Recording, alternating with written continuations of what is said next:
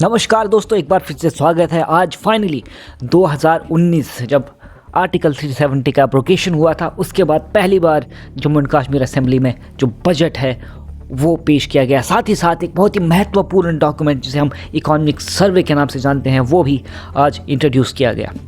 इस economic survey में दोस्तों बहुत ज़्यादा डेटा जो है वो आपको देखने को मिलेगा और ये डेटा आप सभी के लिए, हम सभी के लिए जानना बहुत ज़रूरी है, क्योंकि ये इकोनॉमिक सर्वे का जो डॉक्यूमेंट है ये बताता है कि बीते वर्ष हमारे जम्मू एंड कश्मीर में कौन कौन से सेक्टर्स में हमने कितनी कितनी ग्रोथ देखी, जो हमारी इकॉनमी है वो किस प्रकार से ग्रो करी और बहुत सारी महत्वपूर्ण चीज़ें। आप सभी को भी ये डॉक्यूमेंट जो है वो डिटेल में देखना चाहिए एक बार। फिलहाल आज की इस वीडियो में हम मेजर हाइलाइट्स जो हैं इकोनॉमिक सर्वे की बताने का प्रयास करेंगे। तो बिना विलंब किए दोस्तों आइए आगे बढ़ते हैं इस वीडियो में। फर्स्ट थिंग्स फर्स्ट दोस्तों, पहले हम जानने का प्रयास करते हैं कि हमारी जो जम्मू एंड कश्मीर की इकॉनमी है वो है कितनी, और हमारी जम्मू एंड कश्मीर की जो इकॉनमी है इसका हमारी नेशनल इकॉनमी में कितना कंट्रीब्यूशन है। तो दोस्तों मैं आपको बता दूं, जम्मू एंड कश्मीर की जो इकॉनमी है वो नेशनल जीडीपी का 0.8% जो है वो कंट्रीब्यूट करती है, लेकिन अगर पॉपुलेशन के हिसाब से देखा जाए तो लगभग 6% जो है वो कंट्रीब्यूट करती है।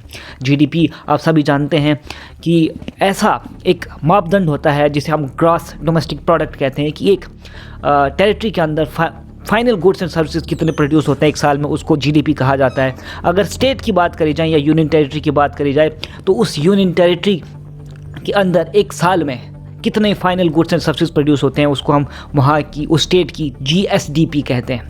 तो दोस्तों जो रियल जीएसडीपी है, जो प्रोजेक्ट करी गई है कि हमारी जम्मू एंड कश्मीर की इकानमी की, वो 7.6% से ग्रो करने वाली है। रियल जीएसडीपी वो जीएसडीपी होती है जिसमें हम इन्फ्लेशन को बेस ईयर से एडजस्ट करके देखते हैं, और नॉमिनल जीडीपी की अगर हम बात करें, जीएसडीपी की बात करें जम्मू एंड कश्मीर की, तो 11.19% से ग्रो करने वाली है। दोस्तों नॉमिनल जीडीपी वो जीडीपी होती है जिसमें हम इन्फ्लेशन को एडजस्ट नहीं करते हैं, यानी कि रियल टर्म्स में अगर देखा जाए जो रियल जीडीपी होती है उसमें हम इन्फ्लेशन को एडजस्ट करके देखते हैं कि कितनी जीएसडीपी रही, लेकिन अगर नॉमिनल की अगर हम बात करें तो उससे करंट प्राइसेस पे हम देखते हैं। दोस्तों अगर नॉमिनल जीएसडीपी की बात करें तो हमारी जम्मू एंड कश्मीर की जो जीएसडीपी रही 2024-25 तो 2.65 लाख करोड़ के आसपास है, और अगर हम रियल जीएसडीपी की बात करें तो वो 1.45 करोड़ के आसपास है। दोस्तों अब इसके आगे बढ़ते हैं दोस्तों, हम जानने का प्रयास करते हैं कि हमारे जम्मू एंड कश्मीर में जो डिफरेंट सेक्टर्स हैं, चाहे फिर हम प्राइमरी सेक्टर की बात करें, सेकेंडरी सेक्टर की बात करें या टर्शियरी सेक्टर की बात करें, तो उनका क्या क्या कंट्रीब्यूशन रहा। प्राइमरी सेक्टर की अगर हम बात करें दोस्तों तो 20% जो है वो कंट्रीब्यूट कर रही है, सेकेंडरी सेक्टर 18.3%, और अगर टर्शियरी सेक्टर की बात करी जाए तो 61.7% के आसपास जो है वो इकॉनमी में कंट्रीब्यूट कर रही है। देखा जाए तो सबसे ज़्यादा हमारे देश में भी अगर हम देखें तो पूरे टर्शरी सेक्टर का ही बोलबाला देखने को हमें मिलता है। टर्शरी सेक्टर ही हमारी इकॉनमी को, हमारी इकॉनमी में, हमारे पूरे देश की इकॉनमी में बूम लेके आया। लेकिन अगर हम चाइना की बात करें तो वहाँ पे मैन्युफैक्चरिंग यानी कि सेकेंडरी सेक्टर का जो है मेन कंट्रीब्यूशन रहा है। फिलहाल अभी हम बात कर रहे हैं जम्मू एंड कश्मीर की, तो यहाँ पे प्राइमरी यानी कि जो एग्रीकल्चर सेक्टर है, जो प्राइमरी प्रोड्यूस होता है वो 20% कंट्रीब्यूट कर रहा है यहाँ की इकॉनमी में। सेकेंडरी सेक्टर 18.3, जो कि सोचने लायक चीज़ है, क्योंकि यहाँ पे भी मैन्युफैक्चरिंग जो है वो कम देखने को मिल रही है। टर्शरी सेक्टर जो सर्विसेज का फील्ड है वहाँ पे हमें मेन कंट्रीब्यूशन देखने को मिल रहा है, यानी कि 61.7%। दोस्तों आगे बढ़ते हैं, इसके बाद हम टूरिज़्म की बात करते हैं। टूरिज़्म में हमें बहुत उछाल देखने को मिला है जम्मू एंड कश्मीर में। अगर बीते वर्ष यानी कि 2024 की बात करी जाए तो लगभग 2.36 करोड़ टूरिस्ट जो हैं वो यहाँ जम्मू एंड कश्मीर में आए थे, जिसमें से अगर हम फॉरेनर्स की बात करें तो 65,000 के आसपास फॉरेनर्स यहाँ पे विजिट करें, और अगर बारामूला में गंडोला राइड्स की बात करें तो लगभग 7.8 लाख टूरिस्ट ने सिर्फ गंडोला राइड्स करी हुई है। इसके साथ साथ अगर हम रिलीजियस टूरिज़्म की बात करें दोस्तों तो वैष्णो देवी में लगभग 94.56 लाख लोग जो है यहाँ पे दर्शन करने आए थे। इसके बाद अमरनाथ में 5.12 लाख लोग यहाँ पे दर्शन करने आए थे। ऐसे अगर हम जम्मू एंड कश्मीर में पूरा देखें दोस्तों तो हमारे जम्मू एंड कश्मीर में बहुत सारी रिलीजियस साइट्स हैं जहाँ पे पिलग्रिम्स जाते रहते हैं। जैसे मचेल यात्रा की बात करी जाए, शिवखोड़ी की बात करी जाए, तो बहुत सारा है। फिलहाल बात करते हैं यहाँ पे जम्मू एंड कश्मीर में जो टूरिज़्म सेक्टर है उसका जो कंट्रीब्यूशन है यहाँ की GSDP में वो लगभग 7% के आसपास है। आने वाले समय में इसको बढ़ाने की बात करी जा सकती है, जैसे कि जो बजट पेश किया उसमें उमर अब्दुल्ला जो हमारे चीफ मिनिस्टर, उन्होंने स्पीच में कहा भी, और वो डॉक्यूमेंट भी अगर आप देखेंगे उन्होंने आर्टिकुलेट करा है इस चीज़ को कि हम इस टूरिज्म सेक्टर का जो कंट्रीब्यूशन है 7% से 15% ले जाने का प्रयास करेंगे आने वाले कुछ सालों में। फिलहाल दूसरी वीडियो में हम जो बजट की बातें हैं उसको डिस्कस करने का प्रयास करेंगे। फिलहाल आगे बढ़ते हैं और बात करते हैं CDR और बैंकिंग के बारे में। CDR यानी कि क्रेडिट डिपॉजिट रेशो। बैंक्स की बात करें तो बैंक्स के पास आप सभी जानते हैं कि बहुत सारे कस्टमर जो अपना पैसा वहाँ पे डिपॉजिट करते हैं, तो जितना भी पैसा उनके पास डिपॉजिट होता है उसका कितना परसेंटेज वो उधार देने में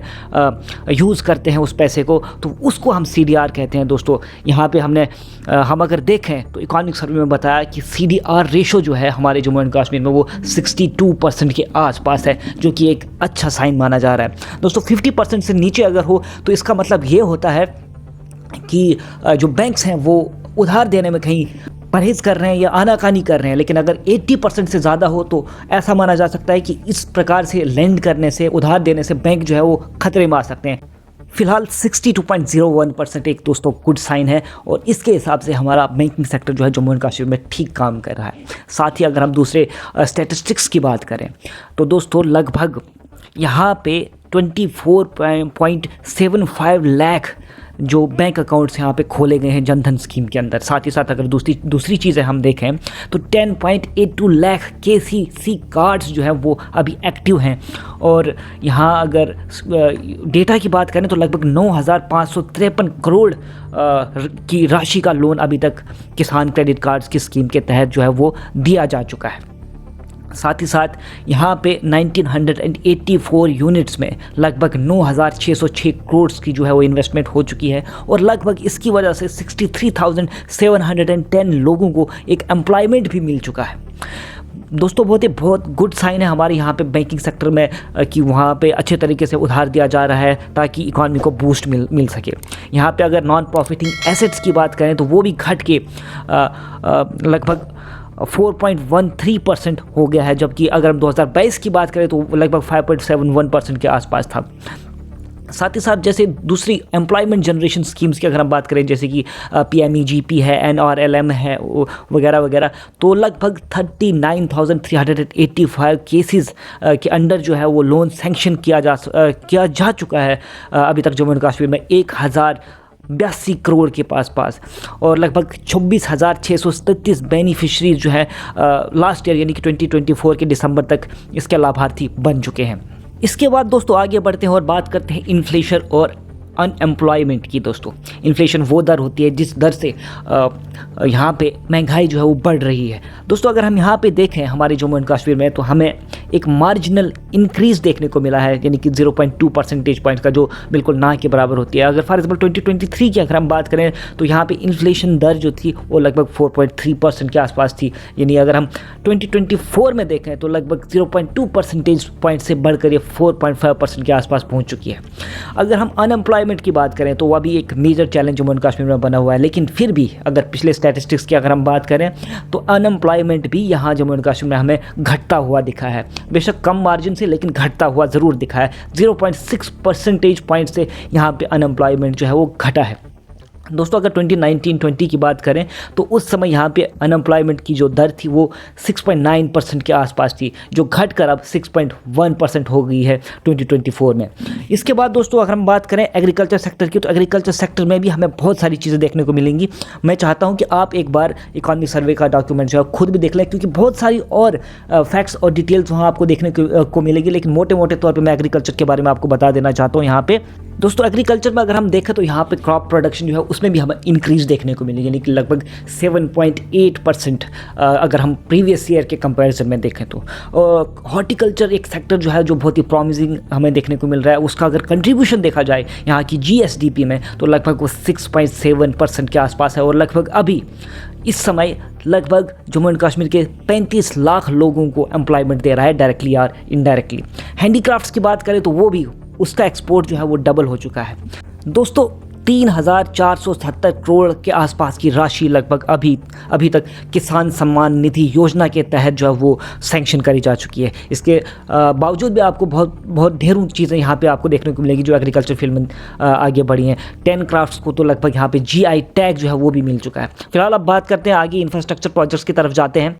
दोस्तों अगर इंफ्रास्ट्रक्चर को हम देखें तो बहुत सारी चीज़ें हमें यहाँ पे देखने को मिलेगी बड़ी हैं, जैसे यहाँ पे स्मार्ट सिटीज़ बनाए जा रहे हैं, तवी रिवर फ्रंट है, अमृत स्कीम है। साथ ही साथ अगर हम ट्रेन की सर्विस की बात करें तो अभी लगभग जो कश्मीर है वो भी पूरे देश के साथ कनेक्ट हो चुका है। साथ ही साथ 4,635 गवर्नमेंट बिल्डिंग्स के ऊपर लगभग और 4,000 हाउस होल्ड्स के ऊपर यानी कि लोगों के घरों के ऊपर अभी roof top solar power plant जो इंस्टॉल हो चुकी हैं लगभग 19.35 मेगावाट की कैपेसिटी के। ऐसे ढेरों चीज़ों यहाँ पे डेवलपमेंट की हमें यहाँ पे देखने को मिल रही है जम्मू एंड कश्मीर में। दोस्तों फिलहाल आपको मुझे लगता है कि आज का वीडियो जो है इन्फॉर्मेटिव लगा होगा।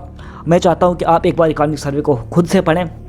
नेक्स्ट वीडियो में हम बात करने की कोशिश करेंगे और समझने का प्रयास करेंगे मेजर हाइलाइट्स बजट की कि इस बार बजट में जम्मू एंड कश्मीर का जो बजट पेश किया गया है हमारे चीफ मिनिस्टर उमर अब्दुल्ला साहब ने, उसमें क्या क्या नई चीज़ें उसमें डाली गई है और क्या क्या आगे के प्लान बताए गए।